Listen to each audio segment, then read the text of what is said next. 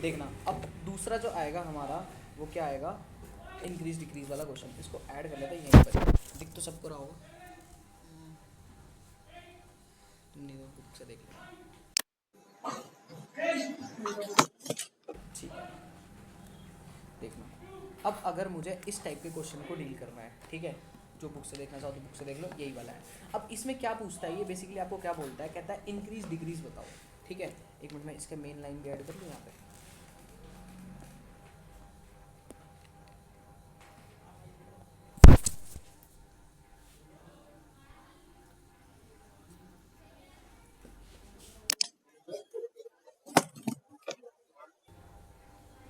Light में अपना दुखी करा के पूछो मत।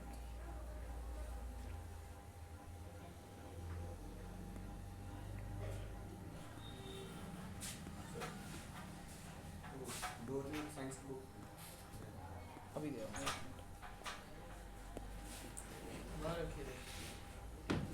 हाँ हाँ मतलब चलो आ जाते हैं। देख यहाँ पे क्या बोल रखा है, अगर इसमें बात करें तो यहाँ क्वेश्चन क्या कहता है, assume that the current ratio is 1.5:1, मतलब अभी कितना करंट रेशियो चल रहा है 1.5:1 का। स्टेट गिविंग रीजन, आपको रीजन देना है, which of the following transaction would improve, reduce या नो ऑल्टर। इम्प्रूव का मतलब इस रेशियो की वैल्यू को क्या कर देगा, वो बढ़ा देगा। रिड्यूस का मतलब इस रेशियो की वैल्यू को घटा देगा। और दूसरा तीसरी बात होगी नॉट ऑल्टर दी रेशियो, मतलब वो रेशियो को चेंज नहीं करेगा, ठीक है। तो अब देखना, आप नॉर्मली भी समझ सकते हो, अगर आपको रीज़न पता क्या है, अब आपको इम्पैक्ट चेक करने पड़ेंगे, आपकी जर्नल एंट्री क्लियर होनी चाहिए बस। क्या, रियलाइजेशन ऑफ करंट एसेट, इसका मतलब क्या है। अच्छा पहले हम यहाँ रेशियो लिखते हैं। करंट रेशियो का मतलब क्या था, कितना दे रखा था 1.5/1 दे रखा था, ठीक है। तो इसका मतलब क्या हो गया, करंट एसेट्स अपॉन में करंट लाइबिलिटी की वैल्यू कितनी दे रखी है 1.5/1, ठीक है। अब ध्यान से सुनना बस, आराम से इसके इम्पैक्ट चेक करते जाते हैं। करंट एसेट पे क्या इम्पैक्ट पड़ेगा, करंट लाइबिलिटी पे क्या इम्पैक्ट करेगा, माइंड में बस मैथ्स लगानी और थोड़ा सा दिमाग लगाना है। रियलाइजेशन ऑफ करंट एसेट यानी कि आपके एसेट्स लिक्विडिफाई, मैं तो आपको एक आंसर बड़ा आराम से पहले ही बताता हूँ, आपके करंट एसेट रियलाइज हो गए, तो आपके करंट एसेट रियलाइज हो तो आपके एसेट क्या हुए होंगे, कम, बट वो पैसे तो मिलने ही थे, आपके पैसे मिल भी गए। तो एक जगह कम हुआ और दूसरी जगह कैश भी क्या है आपका, एसेट ही है, यानी कि एक जगह आपका करंट एसेट कम हुआ और एक जगह करंट एसेट बढ़ गया। तो is there any change on current asset, नहीं, प्लस माइनस जीरो। तो यानी कि यहाँ पे कैसा रहेगा, नो चेंज। सही बोला मैंने, आंसर चेक करें, नो ऑल्टर। क्लियर है, मतलब आपको बस इम्पैक्ट देखना है किसके ऊपर। अब उसने बोला ना क्या कि रियलाइजेशन ऑफ करंट एसेट, आपके करंट एसेट रियलाइज हुए हैं, तो रियलाइज हुए हैं तो ऑब्वियसली पैसा आया होगा, पैसा क्या है, करंट एसेट है, तो करंट एसेट बढ़ा और साथ में करंट एसेट घटा, तो दोनों में नो चेंज। अगले पे बढ़ूँ, समझ में आया। ऐसे ही बस आपको इम्पैक्ट चेक करते हुए चलना है सबके, ठीक है। तो यहाँ पे लिख देता हूँ CA plus CA minus.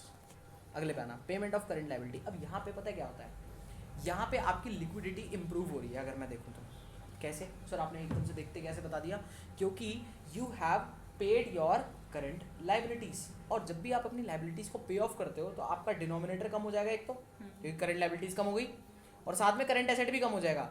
Sir impact तो नो ऑल्टर पड़ना चाहिए था, बट इसकी वजह से कहीं ना कहीं आपकी लिक्विडिटी इंप्रूव हुई है या डिक्रीज हुई है, इंप्रूव हो गई, क्योंकि अब आपने अपनी लाइबिलिटीज़ को पे ऑफ कर दिया। आपके बिजनेस के लिए अच्छी बात है, बुरी बात है, अच्छी बात है। अच्छी बात है। तो देखना, वैसे तो मैंने लिख दिया यहाँ पे इंप्रूव करेगा, बट सर कभी कभी प्रूव करने को आ जाता है। प्रूव करने के लिए क्या करेंगे, हम लेट करेंगे। लेट क्या करेंगे, मान के चलो आपकी करंट लाइबिलिटी कितने की थी, 1000 रुपये की, तो इसी के हिसाब से आपके करंट एसेट कितने हो जाएंगे, 1.5 है ना, तो 1.5 का मतलब कितना हो गया, 1500 हो जाएगा, 1000 का 1.5 1500, ठीक है। अब मैंने कहा, मैंने क्या कर दी, अपनी लाइबिलिटी पे ऑफ कर दी। सर अमाउंट तो दे नहीं रखा, मैंने कहा एज्यूम कर लो, कुछ भी एज्यूम कर लो, मतलब मान के चलो 500 से पे कर दिया आपने, कितने से पे कर दिया 500 से, तो 500 यहाँ कम और 500 ऊपर से कम, कितना हो गया, न्यू कितना आ जाएगा 1000 और अपॉन में 500, वैसे भी प्रूव हो गया। बट MCQ में इतना दिमाग लगाने की जरूरत नहीं है, MCQ में बस बेसिक लॉजिक समझोगे, क्या लिक्विडिटी बढ़ी होगी, हाँ क्योंकि हमने अपनी लाइबिलिटी पे ऑफ कर दी, अच्छी बात है, अच्छी बात है, ठीक है भाई, डेबिट मतलब इंप्रूव हो गया। आगे बढ़ें और रीजन देखें, sale of goods at par, sale करे गुड्स, स्टॉक गया एट पार, प्रॉफिट पे नहीं बेचा, लेकिन तो आपकी लिक्विडिटी कुछ बड़ी बड़ी तो होगी नहीं, नो चेंज आएगा। स्टॉक गया, पैसा आया, बात खत्म। नो चेंज, यानी कि कुछ करने की जरूरत नहीं है, आप नॉर्मली समझ सकते हो इस चीज़ को। आ रहा है नहीं आ रहा समझ में? आ रहा है? नॉर्मली इम्पैक्ट देखना है। सेल गुड्स हुआ, इन्वेंट्री गई, ये आपकी अकाउंटिंग क्वेश्चन है भाई, जो 11वीं क्लास में अकाउंटिंग क्वेश्चन करते थे ना, बस वो है। गुड गए, उतने ही पैसे आए। प्रॉफिट तो कैपिटल में कुछ बढ़ा कि नहीं बढ़ा? नहीं बढ़ा, तो सेम है। फिर sale of goods at profit, अब बढ़ा है तो लिक्विडिटी बढ़ जाएगी, इंप्रूव हो जाएगी। लो भाई इंप्रूव हो गया। दूसरा लॉस पे बेचा, लिक्विडिटी घट जाएगी, रिड्यूस हो गया। इसमें सिंपल है, मतलब दिमाग कुछ लगाने नहीं भाई। देखना, अब देखना, purchase goods for cash, asset गायब हो गया, बराबर नो चेंज। क्या ही फर्क पड़ेगा इसमें? परचेज करा है तो गुड्स में जितने के गुड्स आए उतने के ही पैसा गया, तो बराबर नो चेंज। देख लो क्या आ रहा है, नो चेंज, नो अल्टर, ठीक है।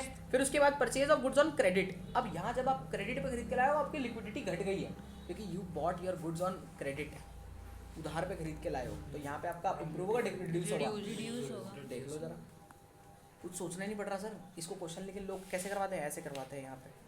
अरे यार नॉर्मल इम्पैक्ट चेक करो, उससे पता चल जाता है तो, ठीक है। चलो अगला समझो, मैंने कहा sale of furniture for cash, बताओ फर्नीचर बेचा है, इम्प्रूव हुआ है, पता क्यों? क्योंकि यहाँ पे करंट, ये आपने करंट एसेट बेचा है या फिर आपने फिक्स्ड एसेट बेचा है? फिक्स्ड एसेट बेचा है। इसका मैं समझाता हूँ, मान के चलो वही मान लेते हैं, 1500 रुपये पहले ऊपर एसेट थे और 1000 रुपये के ये थे। आपका वो फर्नीचर था 10,000 का, मान के चलो, तो आपका एक बड़ा एसेट बिका, वो यहाँ से बिका है क्या? करंट एसेट्स में थोड़ी बिका है, तो माइनस तो यहाँ से नहीं हुआ होगा, बट कैश तो यहीं पे आएगा, तो ऐड हो जाएगा, तो आपका एक ड्रास्टिक चेंज आएगा। That's why we have improve दी, इम्प्रूव हो गया। क्लियर है? क्लियर हुआ? इसमें बस सिंपली आपको ना गैस करना है कि करंट एसेट करंट लायबिलिटी पे इम्पैक्ट पड़ रहा है, मतलब इस रेशो पर इम्पैक्ट पड़ रहा है कि नहीं पड़ रहा, तो इससे आपको इम्प्रूव और रिड्यूस डिसाइड होने वाला है। अगले पे चलते हैं, फिर क्या है अगला? फिर sale of machinery on credit, तो डेटर बढ़ रहे हैं, तो भी आपकी लिक्विडिटी तो इम्प्रूव हो रही है ना, क्योंकि आपको कल को ऐसे पैसे तो आएंगे, है ना। चलो जी, तो आप यहाँ पे क्या करोगे? इम्प्रूव हो जाएगा। कौन सा है ये? नंबर 9 है, तो इम्प्रूव, ठीक है। चलो उसके बाद मैंने कहा sale of land on long term deferred payment. ये क्या मतलब है long term deferred payment? Sir long term deferred payment का मतलब होता है कि आपने बोल दिया 5 साल बाद पैसे दे दियो मेरे को, that is called long term deferred payment, ठीक है। मतलब आज आपने लैंड बेच दी अपनी, बट आपने बोला 5 साल बाद। लॉन्ग टर्म का मतलब तो ये होगा ना 1 साल से बाद, मतलब तो हम 2 साल बोल दो। तो लॉन्ग टर्म डेफर्ड पेमेंट पे जब भी पेमेंट होगी तो इस पर कोई इफेक्ट पड़ेगा ना, आपका कोई करंट एसेट पे इम्पैक्ट पड़ा ना कोई करंट लायबिलिटी पे इम्पैक्ट पड़ा, यानी कि यहाँ पे नो अल्टर। समझ में आया? ये बस आपको घर पे बैठ के इसको ऐसे एनालाइज करके बस मेरे पास आना और मैच करते रहना, ठीक है। चलो इसके आगे बढ़ता हूँ। मैंने कहा purchase of motor car for cash, sir down हो जाएगा हमारा रेशो, क्योंकि भी हमने हमारी लिक्विडिटी को खो दिया, क्योंकि हमने फिक्स्ड एसेट खरीद लिया और हमारे जो कैश पड़ा था वो कहीं ना कहीं हमने खत्म कर दिया, तो हमारी रिड्यूस हो जाएगी लिक्विडिटी। एसेट आ भी गया और एसेट जा भी रहा है, लेकिन वो फिक्स्ड एसेट आया, करंट एसेट थोड़ी आया। क्लियर? लिक्विडिटी वाला एसेट थोड़ी आया, अब तो वो फिक्स हो गया ना। अब ऐसा सोच के देखो, मैंने गाड़ी खरीद ली, मेरे पास पैसे कम पड़े थे, तो मेरी लिक्विडिटी ऑब्वियसली, या पड़े हो ना पड़े हो, बट मेरी लिक्विडिटी तो डाउन होएगी ना, क्योंकि अब मैं कैश में उतना खर्चा नहीं कर सकता जितना पहले कर सकता था। मान के चलो मैंने लैंड खरीद ली, तो जब भी बोलते हैं ना घर वाले कहते हैं कि यार हमने ज़मीन खरीदी, अभी पैसे की नॉर्मल खर्चे भी नहीं निकल पा रहे, क्यों भाई? वो आपकी लिक्विडिटी डाउन हो जाती है, ठीक है। उसको फिर आपको इम्प्रूव करना पड़ता है। चलो, तो purchase of building on credit, ले भाई purchase on building on credit, अब उधार पे भी खरीदी है, पैसे तो देने हैं, वो भी 4 महीने के उधार पे खरीदी है, तो आपने तो लिक्विडिटी भयंकर वाली इंपैक्ट कर दी यहाँ पर आपने। क्लियर हुआ? तो भयंकर वाली इंपैक्ट होगी, तो बताओ रिड्यूस होगा इंप्रूव होगा? रिड्यूस होगा। सोचना पड़ रहा है, कुछ है ही नहीं भाई इसके अंदर। अगले पे चलते हैं, आ जाओ। फिर मैंने कहा purchase of plot of land on long term, मैंने कहा प्लॉट खरीदा लेकिन लॉन्ग टर्म पे खरीदा, तब कोई इम्पैक्ट नहीं पड़ेगा। ऑब्वियसली शॉर्ट टर्म वाली चीज़ों पे थोड़ी कोई इम्पैक्ट पड़ेगा, आपकी शॉर्ट टर्म लिक्विडिटी पे इम्पैक्ट पड़ रहा है कहीं पर? नहीं सर। अगला आ जाओ, रीपरचेज ऑफ, हाँ नहीं उधार पे, डेफर्ड पेमेंट। डेफर्ड पेमेंट का मतलब उधार होता है, ठीक है, बट लंबी वाली, ठीक है। छोटी वाली। अगले पे आ जाओ, repayment of long term borrowings avail from which was availed from अब बैंक। हमने एक बैंक से लोन ले रखा था, वो हमने रीपे कर दिया, अब यहाँ पे हमारी लिक्विडिटी कम हुई होगी क्या? नहीं। हाँ पैसे गए ना यार, लिक्विडिटी हुई है इम्पैक्ट, ठीक है, तो कम हो गई, देख लो रिड्यूस, ठीक है, रिड्यूस है। आगे आ जाओ, issue of shares for cash, ठीक है, शेयर्स इशू करे, शेयर्स चैप्टर पढ़ा है हम लोगों ने, है ना। तो जब शेयर्स इशू करते हैं तो शेयर्स इशू करते हैं तो पैसे आते हैं, अब कहीं ना कहीं उससे हमारी लिक्विडिटी बढ़ गई है ना, पैसे आ गए क्योंकि, तो लिक्विडिटी इंप्रूव हो गई। ये लो क्या था इसके अंदर, कुछ था क्या, बट नहीं करवाता तो क्या कहते हैं कुछ था। ठीक है, चलो आया समझ में, आया क्लियर हुआ। चलो अब इसको ना क्विक रेशो के रिगार्ड में भी क्वेश्चन आता है। ये अभी करंट रेशो के रिगार्ड में कराया, अभी क्विक रेशो के रिगार्ड में कराता हूँ। कहाँ गया, हाँ जी क्विक रेशो के रिगार्ड में आता है भाई, क्यों नहीं आता, बिल्कुल आता है। ये था 7th ये था हमारा करंट रेशो के हिसाब से, है कोई क्वेश्चन इसका? 7th बिल्कुल होगा सर। अब करंट रेशो के हिसाब से इम्प्रूव डिग्री रिड्यूस इम्प्रूव वाले को चेक करते हैं, इसी में ऐड कर लेता हूँ। कहाँ गया,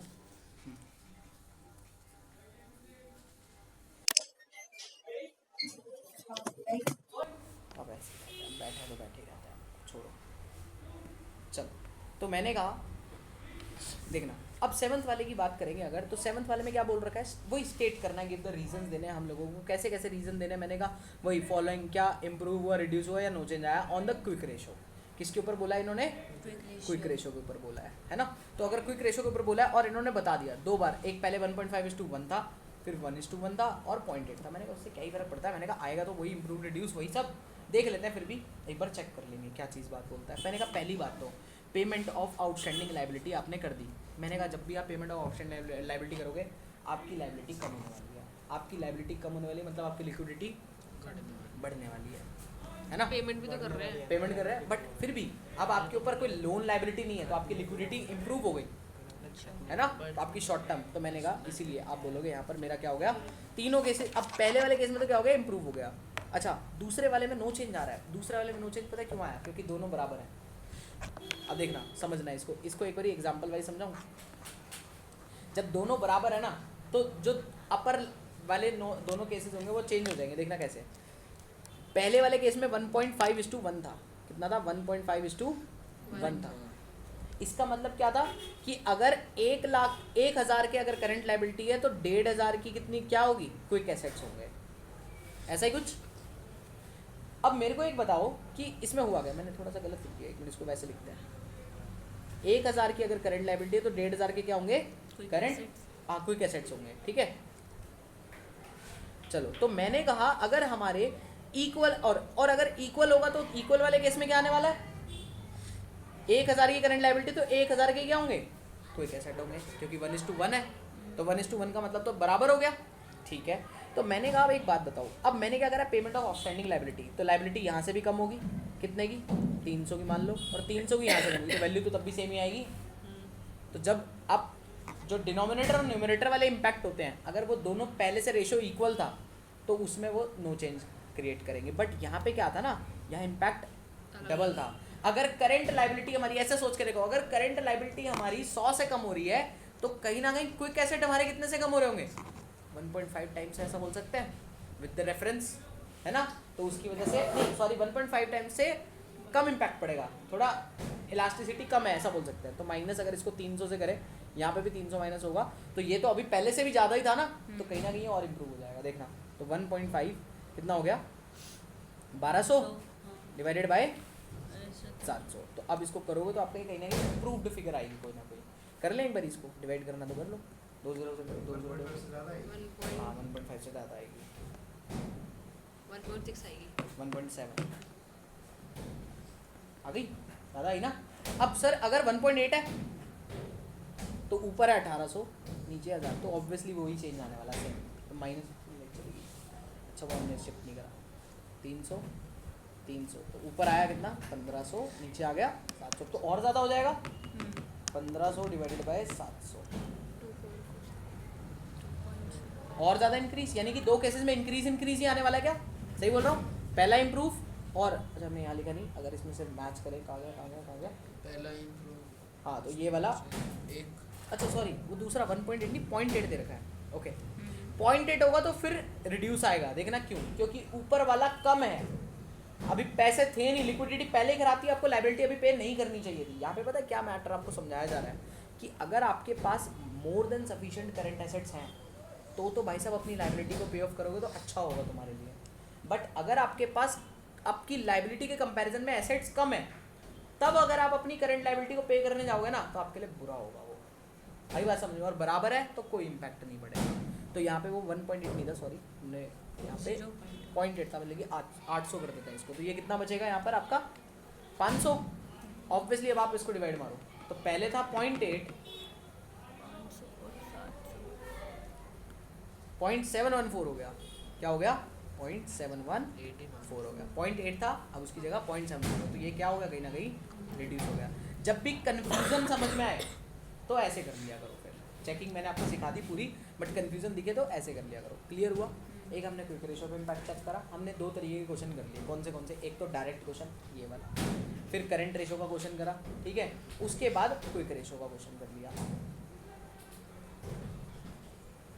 अब चलते हैं इससे आगे कहाँ पे आएंगे, मैंने कहा अगले पे चलोगे, अगला आता है हमारे पास थर्ड टाइप का क्वेश्चन, जिसके अंदर हमें करंट एसेट और करंट लायबिलिटी निकालने को आती है, ठीक है। मैं देखता हूँ बढ़िया से हमारे को वैसा ही क्वेश्चन मिल जाए।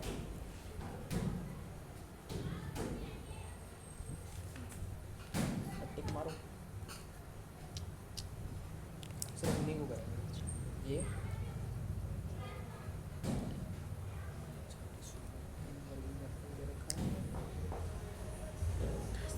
सर 8:30 तक है ना क्लास? 8 क्रेडिट ठीक है, तो तुम कर लोगे, एक करवा देता हूँ ये वाला भी,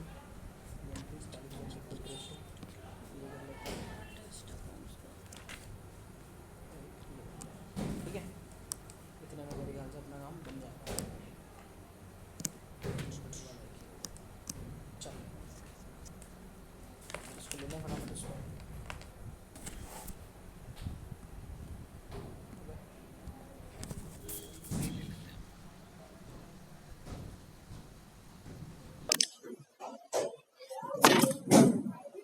पहले इसको सॉल्व करें फटाफट से। अच्छा क्वेश्चन ना, मैं तो बहुत टाइम है, क्यों टाइम ये मेरे को टाइम नोट करवा रहा है। चलो देखना, अब तीसरे टाइप का क्वेश्चन आता है, थर्ड टाइप क्वेश्चन कौन सा आता है, अब प्लीज़ ध्यान से देखोगे। मैंने कहा जिसके अंदर आपको वही जो मैंने आपको कराया भी था शायद, क्या सर आपको ना करंट रेशो दे रखा है, आपको क्विक रेशो भी दे रखा है, फिर आपको कहता है करंट एसेट भी दे रखे हैं वैल्यू, ठीक है। मैंने कहा कहता है करंट लायबिलिटी निकालो, क्विक एसेट निकालो और इन्वेंटरी निकालो, निकाल देंगे, आसान है क्या, है ना। मैंने आपको क्या बोला था, ऐसे क्वेश्चन के लिए आपके लिए अप्रोच क्या रहती है, हमेशा सबसे पहले क्या करा करो, जो चीज़ दे रखी है उसको लिख लो। करंट रेशो दे रखा है 2.5:1, तो CR = 2.5/1, ऐसे लिख लिया। फिर CR CA/CL होता है 2.5/1 होता है, ऐसे कर दें, ठीक है। फिर आप देखो आपको किसी चीज़ की वैल्यू दे रखी है क्या, मैंने कहा हाँ सर करंट एसेट की वैल्यू दे रखी है, तो पुट कर देते हैं। 17 लाख रुपए की वैल्यू दे रखी है, अपॉन में CL को ब्लैंक छोड़ दो, 2.5/1 कर दो, सही बोल रहा हूँ। फिर CL की वैल्यू निकाल लो, इससे CL की वैल्यू कितनी आएगी, इसको रिवर्स मारोगे तो ऐसे हो जाएगा, मतलब कैसे भी कर लेना सॉल्व, मैं बता देता हूँ क्या हो जाएगा। ये इधर डिवाइड में चला जाएगा और फिर वो 17 लाख डिवाइडेड बाय 2.5 आएगा ये, ठीक है। और इसको डिवाइड मार के निकाल लेते हैं वैल्यू, 17 डिवाइडेड बाय 2.5,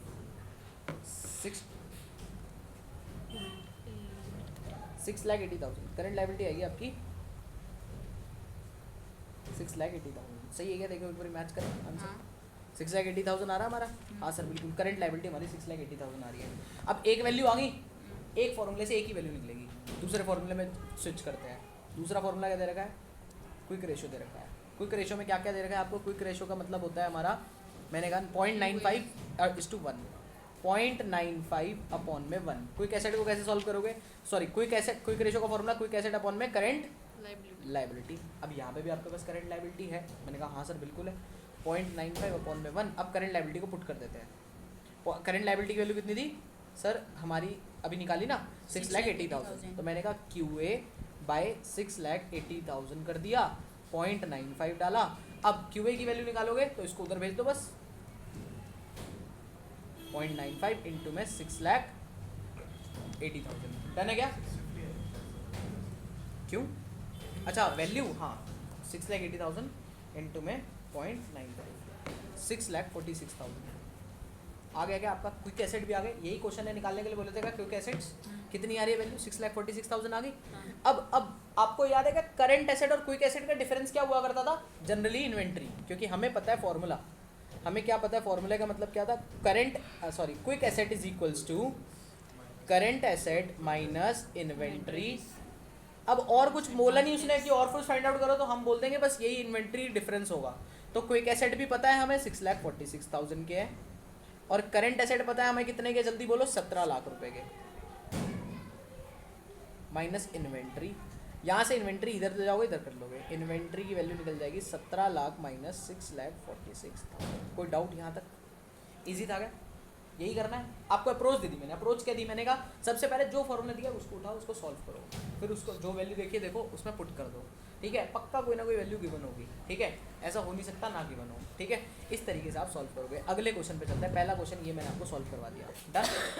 तीनों चीज़ें निकल गई, आगे बढ़ते हैं। और ये पेपर में आने की प्रोबेबिलिटी हाई होती है, ठीक है। आ जाओ अगले पे बढ़ते हैं, ये वाला क्वेश्चन करते हैं। 14 में क्या है सर? मैंने कहा यहाँ पे देखते हैं sir, current liability of the company. ये थोड़ा सा डिफरेंट टाइप का क्वेश्चन है, जैसे अभी पीछे करा ना इंक्रीज डिक्रीज, उसी टाइप का, बस एक इम्पैक्ट आपको करवा के चलना है। देखते हैं, कहता है current liability of the company कितने की थी? 1.5 लाख की, and its current ratio was 2.2:1। सब लोग फोकस के साथ। क्या बोला मैंने?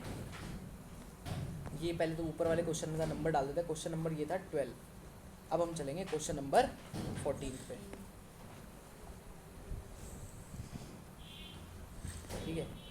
एक काम करो, बाद में कंफ्यूजन ना क्रिएट करो ना, नीचे उठा देते हैं।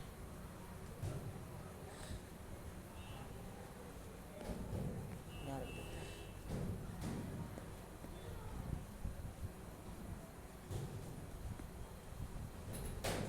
देखना करंट लायबिलिटी कितने की दे रखी है भाई, जल्दी बताओ।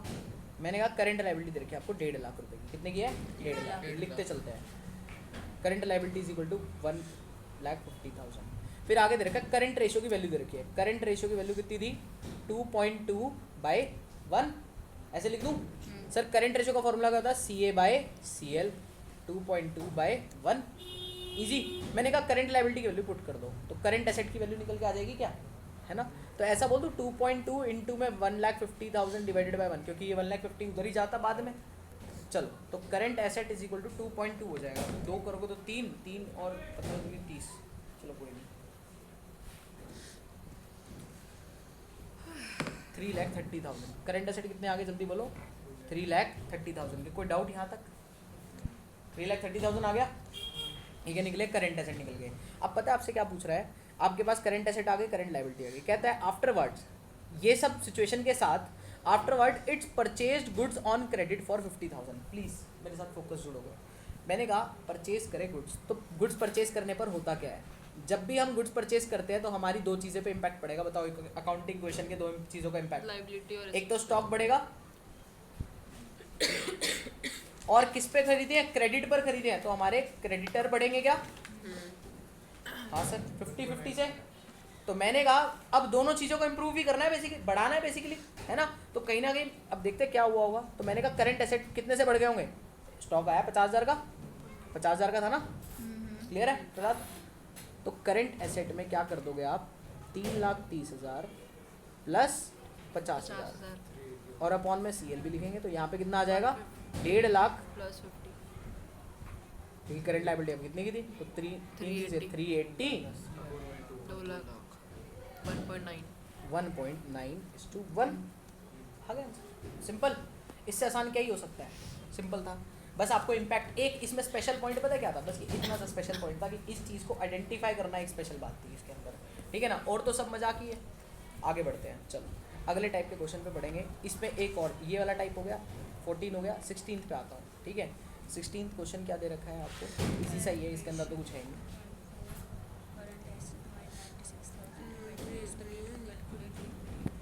Liquid ratio, solvency. आ जाओ, देखना इसके अंदर कुछ बोल ही नहीं रखा, मतलब बहुत इजी है। क्या बोला है? कहता है करंट रेशो कितना है हमारा? 2.4। फिर कहता है करंट एसेट दे रखे हैं, बस करंट लायबिलिटी तो यहीं से निकल जाएगी मेरे को जहाँ तक लग रहा है, क्योंकि करंट रेशो बोल रखा है। तो करंट रेशो का मतलब क्या होता है? CR is equals to CA/CL। CR दे रखा है आपको 2.4 is equal to CA। CA कितने दे रखे हैं? मैंने कहा 96,000 के दे ही रखे हैं, अपॉन में CL, तो CL तो निकल ही गया। CL उधर भेजो, 96,000 डिवाइडेड बाय 2.5, 2.4, 40,000 का CL आ गया। किसी को यहाँ तक कोई डाउट? बच्चों वाली एक्स वाली इक्वेशन सॉल्व करते थे ना हम लोग, वो है, वो भी 1 वेरिएबल वाली, 2 वेरिएबल भी नहीं है। हम तो पता नहीं 2 3 वेरिएबल पता नहीं क्या क्या लीनियर इक्वेशन इन पता नहीं। ठीक है चलो, तो ये तो सिंपल ही है बेसिकली। ठीक है 1 डिग्री 2 डिग्री। चलो इसके आगे इन्वेंट्री दे रखा है। इन्वेंट्री कितने का दे रखा है 42,000। किस लिए दिया होगा? ऑब्वियसली आपको क्विक एसेट निकालने के लिए दिया होगा। कहता है लिक्विड रेशो बता दो। मैंने कहा ठीक है, तो क्विक एसेट निकालेंगे। करंट एसेट आ गए आपके। करंट एसेट कितने के दे रखे हैं 96,000 के। माइनस इन्वेंट्री 96,000 माइनस इन्वेंट्री कर दो कितने की है 42,000 की। कितना बचेगा? 54 2000 माइनस करा 94 और 54।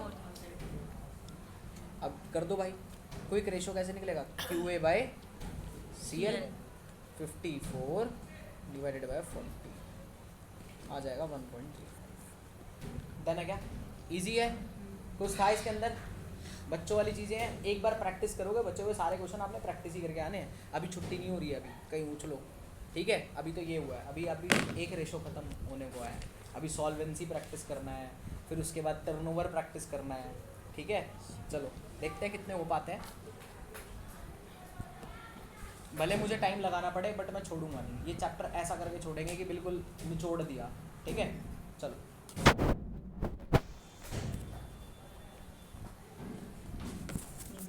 दो क्वेश्चन और करेंगे ये वाले बस, फिर इस रेशो को पैक करेंगे, फिर बढ़ जाएंगे सॉल्वेंसी। आ जाओ फटाफट देखते हैं। दो क्वेश्चन कौन से हैं? सबसे पहले मैंने कहा 20 आया हमारा। कौन सा आया? 20। ठीक है 20 के अंदर क्या बोल रखा है एक बार देखिए फटाफट से। आ जाओ।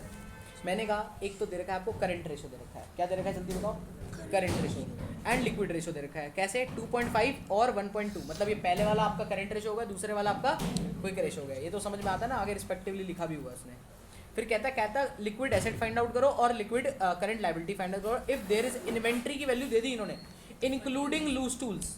और लूज टूल्स को हम इंक्लूड करते हैं कि नहीं करते हैं इन्वेंट्री के अंदर? हाँ सर इंक्लूड करके चलते हैं। ठीक है चलो। और ऑफ 6,62,000 एंड प्रीपेड एक्सपेंसेस भी दे रखे हैं 1,80,000 के। मजेदार क्वेश्चन है भाई, है ना? लूज टूल्स क्या होता है? लूज टूल्स आपके जो कहीं ना कहीं लूज टूल्स ना फिक्स्ड एसेट होते हैं। अच्छा सॉरी, लूज टूल्स इंक्लूड नहीं एक्सक्लूड करके चलते हैं, क्या बोल रहा हूँ। ठीक है loose tools fixed asset type होते हैं, क्योंकि वो आप लूज टूल्स होते भले हैं इन्वेंट्री में पड़े होते हैं, लेकिन वो बहुत लंबे समय तक चलते हैं भाई। तो these are not part of inventory. ठीक है क्योंकि वो करेंट एसेट तो नहीं है ना। चलो तो इसलिए हम इसको एक्सक्लूड करके चलेंगे। अब देखना है यहाँ पे करंट एसेट, करंट रेशो और क्विक रेशो दोनों की वैल्यू दे रखी है। पहले तो मैंने बोला ना, जब भी जो चीज़ दे रखी है पहले उसको यूज़ करना स्टार्ट कर दिया करो। ठीक है करंट रेशो की वैल्यू दे रखी है। कितनी दे रखी है जल्दी बताओ? 2.5 अपॉन में 1। और यहाँ पे लिख देता है CA by CL is equal to 2.5 upon में 1। तो ऐसे इससे करंट एसेट इक्वल टू कितना निकलेगा? 2.5 CL निकलेगा क्या? एक रिजल्ट बना के इक्वेशन नंबर 1 बना के रख लो। फिर आपको दे रखा है दूसरा क्विक रेशो दे रखा है। क्विक रेशो कितने का दे रखा है जल्दी बताओ? 1.2:1। चलो 1.2:1 दे रखा है। अब 1.2:1 दे रखा है तो 1.2 का मतलब क्या होगा? CA आएगा QA आएगा। QA by CL is equal to 1.2 by 1। सही है? नींद तो नहीं आ गई? मैंने कहा ठीक है। तो मैंने कहा QA is equals to 1.2 CL आ जाएगा। रिजल्ट नंबर 2 हो गया। अब मेरी बात ध्यान से सुनना, आपने एक इक्वेशन पढ़ रखी है QA इज इक्वल्स टू क्या होता है? CA minus inventory. और यहाँ पे प्रीपेड एक्सपेंस की वैल्यू दी है ना, तो इसलिए प्रीपेड एक्सपेंस भी उठा लेंगे। अब लेकिन इन्वेंट्री में ध्यान रखना है, इन्वेंट्री में क्या आएगा? इन्वेंट्री में एक्सक्लूडिंग लूज टूल लिखोगे तो 6,62 माइनस 30,000 कर दो तो कितना आ जाएगा? 6,32,000। तो करंट एसेट की वैल्यू आपके पास है क्या? नहीं सर मेरे पास करंट एसेट की वैल्यू नहीं है। कोई बात नहीं, माइनस कितना लिखोगे? 6,32,000 माइनस प्रीपेड एक्सपेंस की वैल्यू कितने की दे रखी है? 18,000 की। जो चीज़ है हमने सारी चीज़ें फिगर आउट करके रख दी है यहाँ पर। हेलो क्या हो गया? चलेंगे? अच्छा अभी चलना है? 8:30 9 बजे तक चलेंगे। 8:30 तो फ्री होंगे ना, पढ़ा रहा हूँ।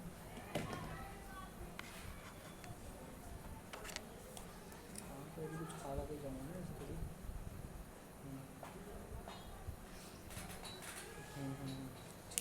ठीक है चलो देखना। तो मैंने कहा QA, अब यहाँ पे रिलेशन पुट करते हैं। क्या चीज़ सर? मैंने कहा एक बात बताओ, यहाँ से हम क्या रिलेशन बना ये सकते यहाँ रख हैं? देंगे। एक काम करते हैं ना, क्विक एसेट की जगह करंट एसेट की वैल्यू पुट कर दूँ वहाँ पे, पहली चीज़ तो है ना।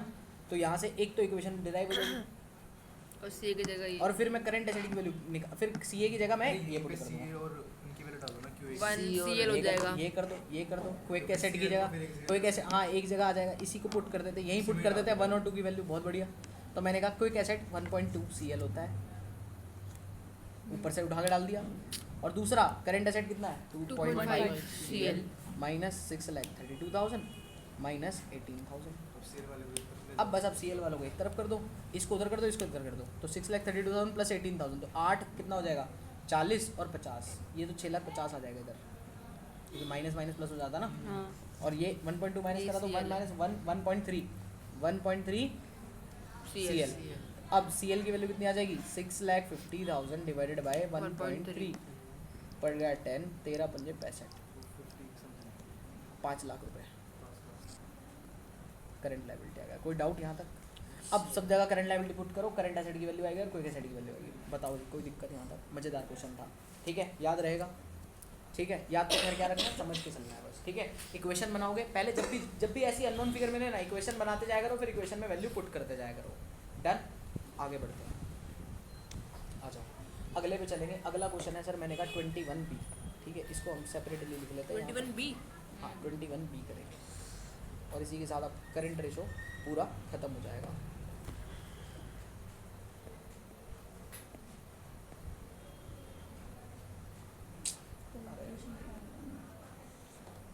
चलो 21B में क्या है, बहुत सिंपल है, इसके अंदर ज़्यादा कुछ नहीं है, बस इसमें वर्किंग कैपिटल वाला जो फॉर्मूला मैंने आपको कराया था वो यूज़ होने वाला है यहाँ पर, ठीक है। देखना, क्विक एसेट्स दे रखे हैं, इन्वेंट्रीज दे रखे हैं, प्रीपेड एक्सपेंसेस दे रखे हैं, वर्किंग कैपिटल भी दे रखा है, ओके, एंड करंट रेशो निकालना है। मैंने कहा बहुत ही सिंपल है, क्योंकि हमारे पास यहाँ पे कुछ मिसिंग फिगर्स है, बस करंट रेशो नहीं है एक तो, मतलब करंट एसेट नहीं है पहले तो, पहले करंट एसेट की वैल्यू बहुत इजीली निकल जाएगी। CA इज इक्वल टू क्या होगा सर? मैंने कहा क्विक एसेट्स में क्या क्या ऐड कर दूँ? Inventory plus prepaid expense. Sir ये कैसे बना दिया आपने? मैंने कहा क्विक एसेट का फॉर्मूला क्या होता था? CA माइनस प्रीपेड एक्सपेंस, वो उससे रिवर्स करके बन गया ये।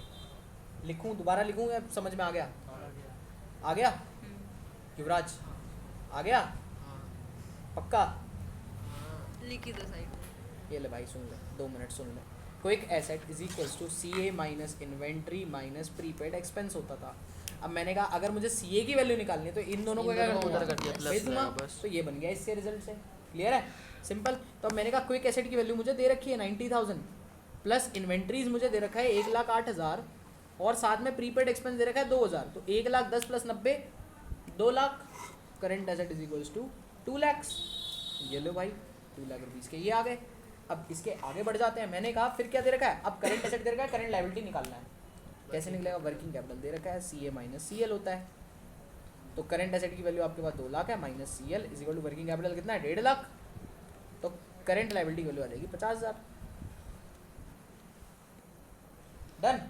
अब ये आ गई, अब CA बाई CL कितना, वो तो हो ही जाएगा, 4 आ जाएगा, 4:1 आ गया करंट रेशो। कैसे? 2 लाख डिवाइडेड बाय 50,000। कोई डाउट? इजी, आगे बढ़ जाए। चलो जी, ये तो हो गए सर आपके कौन से सर? मैंने कहा इसके अंदर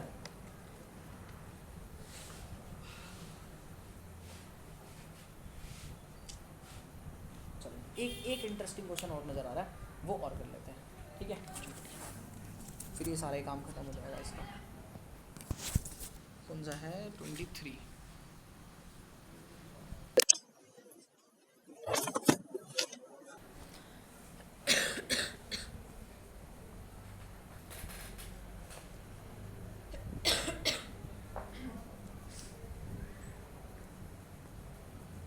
चलो देखना, मैंने कहा the ratio of current asset. अब यहाँ पे आपको पता है क्या है, यहाँ डिजायर्ड रेशो निकालने की बात हो रही है। क्या हो रही है यहाँ पे?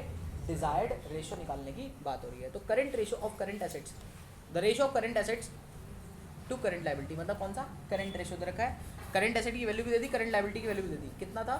1.6। कहता है the accountant of the firm is interesting in maintaining the current ratio of 2:1। क्या बात बोल रहे हो सर? इतना करना है। मैंने कहा इतना करना तो फिर क्या करें? मैंने कहा bye paying of a part of the current liability, और उसने ये भी बता दिया कैसे करोगे। मैंने कहा कोई पार्ट ऑफ द लायबिलिटी को पे ऑफ करके। हेलो, हाँ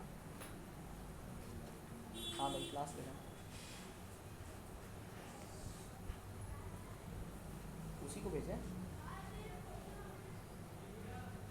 वो 2 डे वाला था 25 को आएंगे हाँ आज ही भेजे चल देखना तो मैंने कहा कैसे कैसे एडजस्ट करना है ये बढ़ाना इंप्रूव कैसे करना है मैंने कहा after paying the current liability paying off the current liability जब कम करेंगे तो हमारे करंट एसेट्स कुछ कम होंगे और हमारी करंट लायबिलिटीज भी कुछ कम होंगी compute the amount of current liability ये पूछ रहा है बताओ वो अमाउंट जो करंट लायबिलिटी हमें रिड्यूस करनी है तो मैंने कहा कोई बात नहीं ऐसा करते हैं हम ऐसा बोलते क्या डायरेक्ट इक्वेशन बना रहा हूँ अगर समझ में आ जाए तो बहुत बढ़िया देखना क्या हमारे ओल्ड 32 लाख थे करंट एसेट अपॉन में क्या था 20 लाख कितना था 20 20 लाख हमें इसमें से कुछ माइनस एक्स करना है और इसमें से भी कुछ माइनस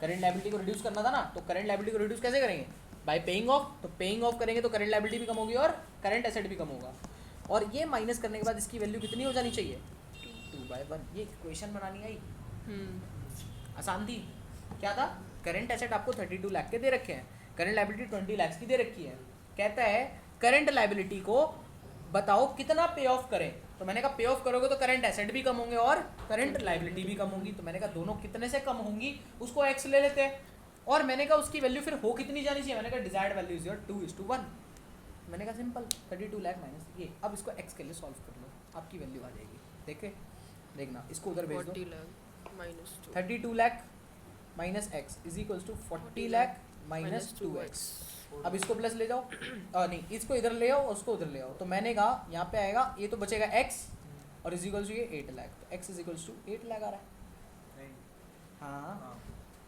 ठीक है नहीं आया समझ आ गया ना डायरेक्ट सॉल्विंग थी ठीक है आज मेरी बचपन वाली पावर जाग उठी मैं मैथ्स ऐसे ही करा करता था ठीक है ये तो बहुत स्लो है अभी भी मैं मुंह जुबानी सब सुनाया करता था एक टाइम ऐसा था मैथ्स का ठीक है खैर वो भी कर देंगे डन हुई बात यहाँ तक ये लो जी इस चैप्टर को करते करते ऐसा प्रतीत होता है कि हम मैथ्स कर रहे हैं ठीक है चलो आगे बढ़ें सॉल्वेंसी पे करें क्वेश्चन करने तो पड़ेंगे ही। क्या हुआ हिम्मत नहीं है कोई है ऐसा परसों करवा लेना पूरा हफ्ता लग जाएगा फिर ये